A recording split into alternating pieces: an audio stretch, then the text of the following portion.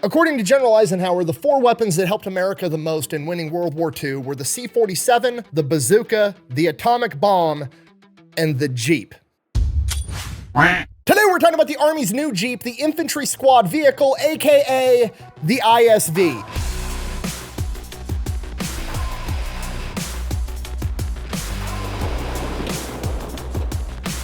All right, here's the deal. This video is a little bit different than usual because I got the opportunity to go out and do some unusual stuff. I got to go out to Fort Campbell with the 101st Airborne Division, and I got to see the ISV firsthand with my buddy Ethan, Mr. Habitual Line Crosser here on YouTube, and my buddy Zach, Veteran with a Sign.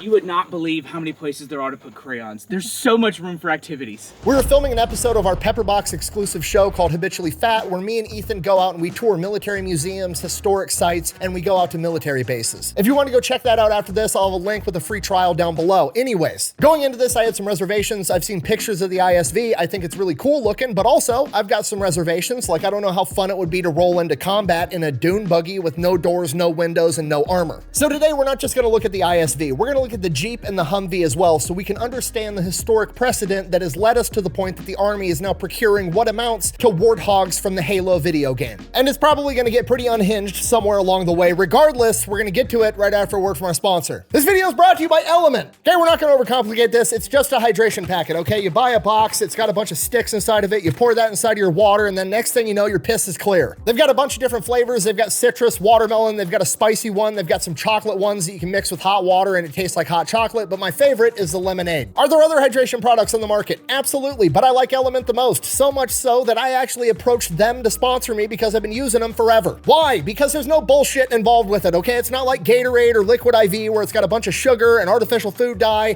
and micronutrients and B vitamins and all that horse shit. No, I don't need any of that. When my fat ass is sweating, salt is sweaty, I'm losing salt, give me more fucking salt. And that's all Element is. It's salt, magnesium, and potassium. I'll even read the ingredient list for you. Salt, magnesium, potassium, natural lemon flavor, stevia extract, fucking the end. And the cool part about that is if you're doing some type of diet like keto or intermittent fasting where you're actually spending periods of time where you're fasting, you can drink this and it won't break your fast, and not a lot of products do that. Or if you're like me and you drink too much sometimes and you don't like being hungover, it's great for that too. Anyways, if you want to give the Element a try, you're gonna get a free sample pack whether you're a new customer or a returning customer when you use my link down below. That's drinklmnt.com/fatelectrician. Let's get back to the video. All right, 1941, World War II, Germany is occupying North Africa. Being so far away from Germany, they are heavily relying on airplanes for most of their logistical support to be able to move supplies and men around the country. Because of this, the British SAS, specifically Major Sterling and the legendary Paddy Mayne, who I may or may not be doing a video on soon, come up with the idea of attacking these German airfields, destroying their planes, thus crippling their logistics. And the first time they attempt to do this, they use the conventional knowledge of the time. They conduct an airborne operation. They drop 64 paratroopers right outside the airfield. The problem with that is everybody knows the conventional knowledge and the conventional tactics, right? Those airfields are covered with anti-aircraft guns, and by the time those airplanes come, the troops jump out, they float to the ground, they get out, the Germans are ready, and they're there to defend, and it was a complete disaster. Out of the 64 men that conducted that raid, only 22 survived. It is at this point that Major Sterling realizes this isn't gonna work, we gotta do something different. They need to figure out a new strategy to be able to get inside of these airfields, hit them hard, fast, and be gone before they even know what happened. To do this, they turn to a new American invention, the Jeep, the first ever mass-produced four-wheel drive off-road vehicle. They cover it with machine guns and modify it to perform better in the desert. Then the tactic becomes driving quietly at night up to these airfields, identifying where they're at, parking the Jeeps, dismounting, going into the airfields, sneakily planting explosives on a bunch of the planes, going back to the Jeeps, detonating the bombs, and then taking the Jeeps that are covered in machine guns, by the way, driving them straight down the center of the airfield and shooting absolutely everything else that wasn't blown up. Will you stop shooting everything? Then driving right out the other end of the airfield and disappearing into the night. Literally doing drive-bys with Jeeps, but instead of a sideways Glock out of a window, it was twin Vickers machine guns. And this new tactic worked incredibly. On a good night, they were able to destroy between 30 and 40 German airplanes. Between 1941 and 1943, they conducted dozens of raids on over 30 German airfields, destroying up to 400 enemy aircraft during that time period, and the Germans started calling Major Sterling the Ghost Major. like Baba Yaga. This crippled the German logistics and helped lead to the fall of North Africa. And that is just one of many of the incredible contributions that the Jeep made to World War II. So what is the Jeep? Well, in 1939, the American government looked at what was going on over in Europe and kind of figured that there's a war probably on its way. We should start getting ready. One of the most important things they identified that they needed was a light all-terrain vehicle that they could use for scouting operations and general moving soldiers around the battlefield. In World War I, militaries still relied heavily on horses, Model Ts, and motorcycles, and for scouting operations moving into enemy territory, a Model T just wasn't that good to go off-roading in, neither was a motorcycle, and horses were a humongous logistical strain because when you dismount, you got to leave somebody with the horses, you got to have a bunch of hay for them, the horses can get sick, it was just a nightmare. So basically they wanted a small light vehicle that could go anywhere and do anything. At this point in time, nothing like this had ever been really created or at least mass produced at scale, so they contacted 185 different companies to see if they would be interested in making a prototype, and only 3 responded: American Bantam, Willys Overland, and Ford. And the crazy part is the American government didn't just want these companies to build a new vehicle that the world had never seen from the ground up, they wanted a functioning prototype in 49 days. You're going to say it's impossible, and then you're going to do the math in your head and say something like the overtime alone will be a nightmare. The overtime alone will be a nightmare. Get started. Which is absolutely crazy to not only design but manufacture a functioning prototype in 49 days, yet one of the 3 companies manages to do it, American Bantam. They create the BRC, the Bantam Reconnaissance Car. It gets delivered 30 minutes before the deadline, goes into testing, and the Army testers said it was one of the best vehicles they had ever tested and vastly exceeded any expectations they had. So naturally, American Bantam gets the contract, and that's who manufactures Jeep today. No, I'm just kidding. Apparently the contract was to develop a functioning prototype, meaning the Army now owns that prototype and they can do whatever the fuck they want with it. And American Bantam was a small company that wasn't going to be able to mass produce at scale, so they actually take the plans for the Bantam car and give it to Ford and Willys as well, and all 3 of them start manufacturing this new vehicle. And naturally, because Ford and Willys were much bigger companies than American Bantam, they ended up producing way more, and Bantam kind of ended up producing the trailers more so than the Jeeps themselves. You're doing great. Yes, so good. So yeah, American Bantam kind of got fucked. Anyways, so how did it go from the BRC to the Jeep? Well, at this point in time, the term Jeep wasn't actually the name of the vehicle. It was a slang term used in the military to describe a new recruit that was inexperienced or a new piece of equipment that was untested. So as the soldiers started getting these new vehicles, they started referring to them as Jeeps because it was the new untested vehicle. And around the same time, the Popeye comic and TV show had a new character introduced known as Eugene the Jeep, just by pure coincidence. And Eugene the Jeep was this mythical dog-like creature that could walk through walls, he could find anyone, basically he could go anywhere and do anything. So when magazines and newspapers started doing articles about this new vehicle that the troops were referring to as the Jeep, which really just meant the new untested thing, people back home were reading these magazines and newspapers and immediately associating it with this mythical dog that could go anywhere and do anything. It was a catchy and good nickname, and from that point on, the term Jeep became synonymous with what we know today as the Jeep. Now, as America and the Jeep entered World War II, according to legend, the first time a Jeep was commandeered by the Germans, they showed it to a German general, and the generals and other officers were laughing at it. They couldn't believe that the great American military was fielding such a small, feeble, unarmored piece of equipment. What they didn't realize was this was not for frontline combat. This was for logistical support. This was for moving communications wire. This was for transporting troops, transporting the wounded, towing artillery, being able to move everything on the back end, and they didn't know that America was about to produce 650,000 of them over the course of World War II. That's almost 15,000 Jeeps being made every single month. That's almost 500 Jeeps a day. That's like 20 Jeeps an hour every fucking hour for all of World War II. And what most people don't realize about the Germans in World War II is they still relied heavily on horses for their logistics. During World War II, at its peak, the German military was using 2.7 million horses to transport troops and supplies. The common zeitgeist and like conventional knowledge out there in the world is that, oh, the Germans, all their technology was better. America was just so much bigger, they couldn't help it. And there's some truth to that. Like, yeah, a German tank might have been better than a Sherman tank, and German trucks might have been better than the American Jeep, but the cost of being better meant that they were only able to produce a very small few. So would you rather have, I don't know, 2.7 million horses feeding your logistics? Or would you rather have 650,000 Jeeps Jeeps with machine guns being driven by pissed off 18-year-old farm kids. I'm taking the second one. And that's just the on paper stuff. You gotta realize the grunts that are driving these things are masters of innovation when it comes to killing people. I mean, how good is your tank gonna be when I've got 600,000 dudes doing drive-bys out of the side of Jeeps with bazookas? I'm not kidding. Recon guys used to do that shit all the time back in World War II, and that's just assuming they're in a hurry. If they've got time and creativity on their side, back in Italy, there were guys making quad-mounted bazooka turrets for the back of their Jeeps. Okay, if you're not picking up what I'm putting down, this is like one of the most important innovations of World War II, and that's not just my opinion, that's General Eisenhower's opinion, and it's also probably the most underrated innovation of World War II. Whether it was intentional or not, it was absolutely genius. The idea of just giving the grunts a blank canvas that is an unstoppable four-wheel drive vehicle that's cheap and expendable and saying, here, go get the bad guy, and letting them do death arts and crafts projects on top of it. They didn't hamper the creativity, they enabled it. Okay, the Geneva Convention's gonna be sitting off in the corner with a blank piece of paper and a clipboard like, holy shit, that's not illegal yet, but it's gonna be soon. Because I've said it once and I'll say it again, it's never a war crime the first time. Available at thefatelectrician.com. I mean, it's only gonna get worse too. I mean, after World War II, we literally had the Davy Crockett where they stuck a recoilless rifle, basically a big bazooka for all intents and purposes, and then mounted an atomic bomb to the end of it. So yeah, the big takeaway from the Jeep is make it mass producible, make it fast, make it cheap, make it four-wheel drive, and make it a blank canvas so the grunts can get creative with it.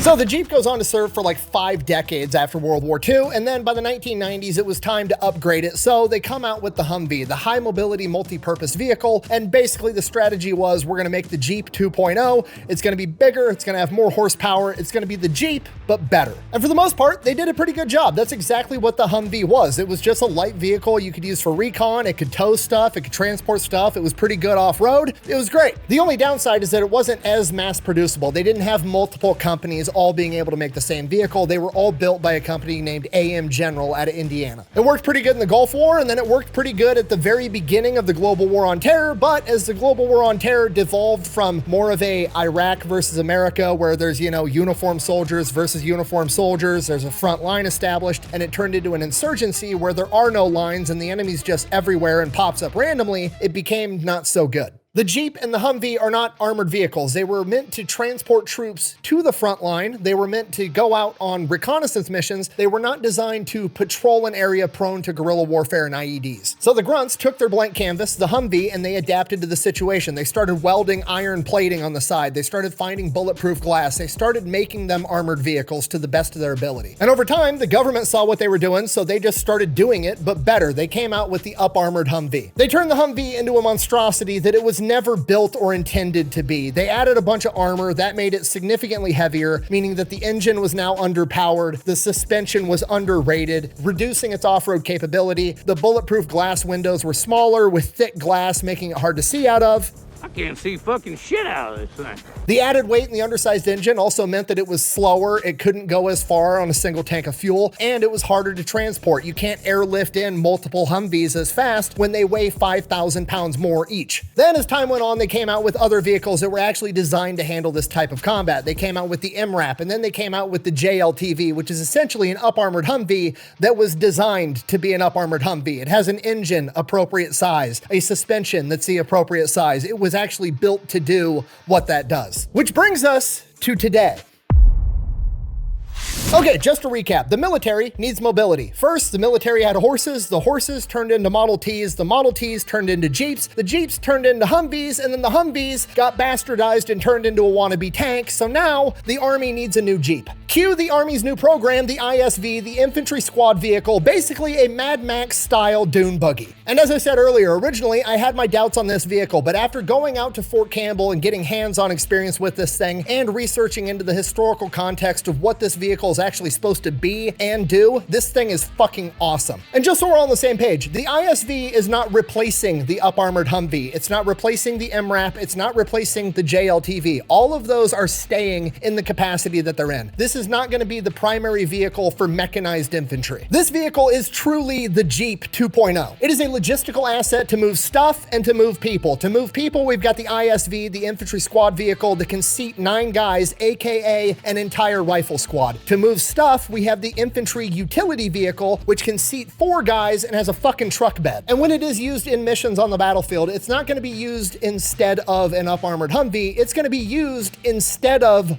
walking. Missions where the scope of the mission is to insert guys via helicopter, then they have to walk 10 to 15 miles to the objective and then get eyes on the target. Instead of that, now they're going to insert these guys with a helicopter. 2 ISVs fit inside of a fucking Chinook. They're going to drive dune buggies out the back of the helicopter, drive 8 miles to the objective, throw a camo net over the ISV, and then walk the last 2 miles. I can't stress to you enough what an advantage this is over walking, because now they're going to be able to bring in more shit. They're going to have more ammo, more food, more water, more medical supplies, all readily available because they don't have to walk 15 miles with it strapped to their back. They're going to be better rested because they get to sleep in longer because they don't have to walk 15 miles. They get to drive 80% of the way there. And once they get to the objective, they're not going to be dog-ass tired again because they didn't have to walk 15 miles with 85 pounds of shit on their back.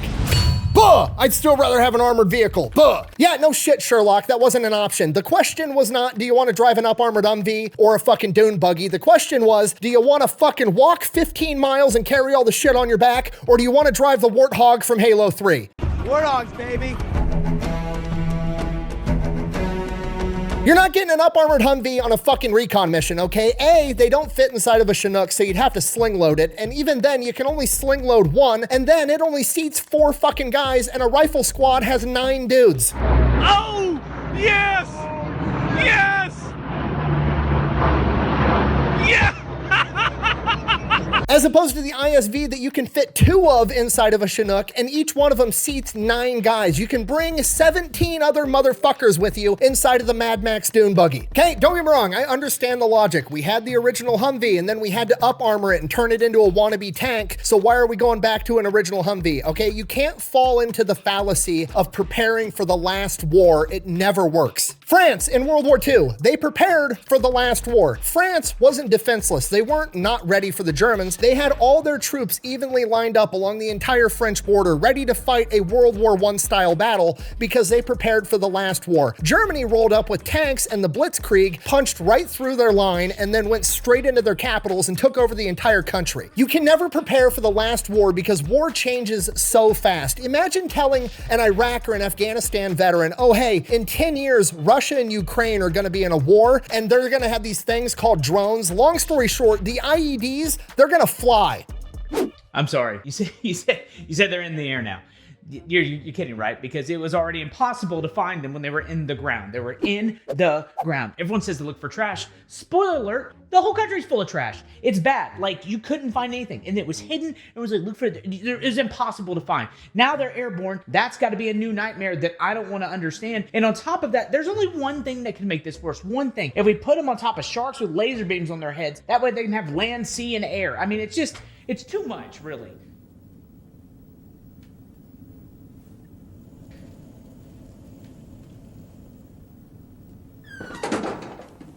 Right. Everything changes in war at a rapid pace. The only thing you can do to prepare for it is prepare to have solid fundamentals. And those fundamentals are the core of what made the Jeep great. You need to be able to move troops and supplies fast, efficiently, and with a mass-produced option. And in that regard, the ISV is fucking perfect. I keep calling the ISV a dune buggy because that's what it looks like, but in reality, it's a Chevy Colorado with a different setup on top. Meaning that unlike the Humvee and more so like the Jeep, it's a mass-produced vehicle and parts are gonna be easy to come by. The engine, the transmission, the suspension, everything. It's all Chevy Colorado parts. You can literally go to O'Reilly's or AutoZone in your town right now and buy ISV parts. And not only is this thing mass producible, but it crushes the Humvee in every other category that you could possibly care about. Are they faster? Absolutely. They're way fucking faster than a Humvee, okay? I've driven soft Humvees, I've driven up-armored Humvees, I've driven ambulance Humvees. Humvees don't have an accelerator. They have a pedal on the floor that makes more fucking noise. Those things struggle to hit 55 going downhill on a paved road. And even when you do hit 55, it feels like you're re-entering the Earth's fucking atmosphere. The ISV, on the other hand, is going 85 miles an hour down a dirt road. And it's way better at off-roading. I've done the off-roading Army course, both in the Humvee and the ISV fucking crushes it. I mean, I rode in the ISV for the off-road course. I didn't drive. And at no point during my trip to Fort Campbell did the NCO in charge tell me to turn the cameras off and then let me drive. That did not happen. I did not have sexual relations with that woman. Buh! It doesn't have any windows or doors. Imagine how cold it'd be in the winter. Buh! Okay, this isn't sinking in for some of you. I'll say it slower. Motherfucker, the options are, do you want to walk 15 miles in the snow in winter? Or do you want to take the Warthog from Halo 3? Those are the fucking options. Anybody with a brain is taking the Warthog. And it doesn't have a full front windshield for multiple reasons. One, you're not gonna have glare if you're using night vision at night. Two, you're not gonna have mud and shit getting flung up on the window waiting for the windshield wipers to work. And three, so you can shoot out the fucking front. Every car chase action movie ever, first thing that happens, window gets shattered, good guy has to push the window out of the car to be able to return fire or to see to drive. We're just gonna eliminate that situation right out of the gate. Now, fair criticism, why the fuck isn't there a turret on the top? And to be fair, I agree, that would look dope as shit. However, then it wouldn't fit as well inside of the helicopters, so they compromised and they put swivel mounts on either side so that the gunners for the 240 and the SAW can mount their machine guns out the side. Which made me ask the 101st Airborne one simple question. I don't know if it's changed your training at all. Like, you know, in a Humvee, you pull up. Is there a drive-by course? Oh, God damn it. Now, on the record, I kind of received no comment to that question, but could you imagine how awesome that would be, having an expert marksmanship badge for drive-bys? So you're telling me there's a chance? So just so we're all on the same page up until this point, it's mass producible, it's faster, it carries more people, you can fit more of them on a helicopter, and it's better at off-roading. And the sixth bullet point, holy shit, is it significantly quieter than a Humvee. Like, you can stand next to the ISV and have a normal conversation at a normal talking voice and completely hear each other. A Humvee you can hear from 150 fucking yards away. So you can already hear it from here. It's louder from here than that is standing next to it, but I guess we'll just walk closer. You can hear how fucking loud. That's insane. So, significantly louder. If you hear that, democracy's on its way. The Humvee's rocking 190 horsepower V8, and the ISV is rocking a 186 horsepower 4-cylinder turbo diesel Duramax. So much torque. The chassis twisted coming off the line. Now, I asked about miles per gallon on the Humvee versus the ISV. I was told that the ISV is significantly better. However, giving me the official stat on what the gas mileage is was classified information, because then, you know, the enemy could make plans around, you know, how far the ISV can travel, blah, blah, blah, blah, blah. Translation, the military doesn't have to abide by EPA emissions regulations, and they don't want you to know that this thing probably gets like 70 miles to the gallon. I was also told by several GM technicians, aka mechanics, that not having all the EPA emissions bullshit inside of this vehicle makes the engine way more reliable. And the best part, it's cheaper. A brand new Humvee, a soft shell Humvee, not an up armored Humvee, a soft Humvee. The direct comparison to what this vehicle is supposed to be is $233,000 brand new. This thing is $153,000. Don't get me wrong, 153 grand's a shit ton of money, but when we're talking about DOD money, it's fucking pocket change. It's literally nothing. A single Javelin missile is like $200,000, and you're getting this dune buggy for 153. It's not a deal, but it's the best thing the United States military is gonna get. So in conclusion, despite my initial reservations about the ISV, I now realize that those reservations were based off of the fallacy of preparing for the last war and not looking at the historical precedent. And that precedent is that the United States military, and probably every other military on the planet, is always going to need a mass-producible, cheap, fast way to transport troops and equipment around the battlefield, and in that regard, the ISV is absolutely perfect and a humongous upgrade over the Humvee. Don't forget to go check out pepperbox.tv, where you can see the entire episode of me, habitual line crosser and veteran with a sign, going out to Fort Campbell. Pepperbox is actually my streaming service. I'm one of the owners. Me and some of my other YouTube buddies got together. We created this platform. There's an app on your phone. You can get it on your smart TV. You can watch me and like 20 other big YouTube creators' content there. It's all ad-free and uncensored. And there's a ton of other exclusive content on there as well. Thanks for watching. Best way to support the channel is go buy some merch over thefatelectrician.com. Quack bang, out. I can't wait till these things hit the surplus market in like 10 years, because I'm buying like 5 of them.